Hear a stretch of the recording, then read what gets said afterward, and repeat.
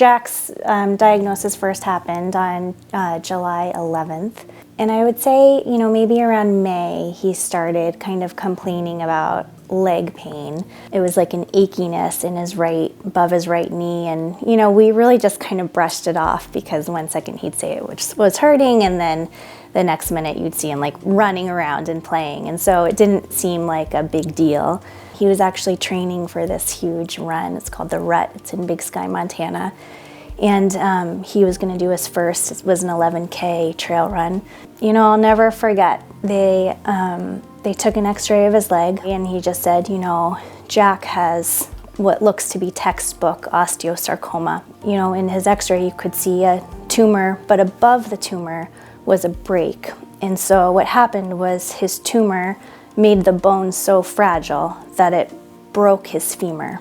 So initially, my thought was, oh no, this is kind of like, it just was so unexpected. Kate kind of told me the name of, osteosarcoma, and I reached out to some of my contacts who I'd worked with when I was working at the pharmacy, and just talked to them about what it meant, what were potential treatments, and what would the plan be, and who was the best person to get them to see. I first heard about Jack's story in early August of 2018. I was at a management meeting in Chicago with Danielle and a couple of other directors, and so I overheard Danielle talking about her nephew and what he was going through, and so I inquired more, and certainly everybody sort of gravitated towards the story. I thought I might be able to connect the dots on what was an upcoming hike of mine, and how I might reach a broader audience. I felt like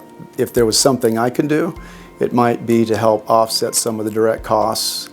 People don't realize that it's not just medical costs associated with, with cancer and these specialty diseases. So myself and Bobby were Bobby's over here by this pretty cool rock, not too far from us. So again, we're right here at the North Carolina Georgia border. And so, Bob, a few words? Yeah, stay strong, Jack. All for you, buddy. Jack's a very unique little boy. He has always had this just kind of a spirit that's been unlike any child I've ever met. And he, when we first told him that this was happening, that we'd be moving to Boston temporarily, he was obviously devastated. But his strength has really been unbelievable. I mean, I feel like my husband and I have learned so much from him. He had a really significant surgery called a rotationplasty. But what it does is it provides him the most ability to remain active and to be able to compete and, play in his sports and do all those things. And I was so worried about how he would handle that, just the image of having an amputation and what that would look like for him. And he has just truly not skipped a beat. He has been so confident in himself. And, not too long ago, someone was visiting us and they said, it must be so hard and this must be so challenging for you. And he responded to them, he said, but I have so much to look forward to. Jack's an inspiration to me. When I think about an 11-year-old child and the strength that he has and the strength that his parents have, that's something that I've shared with a number of people, not just on my Facebook page, not just through our organization, but with others. I think for me, when Jack was diagnosed, it became personal.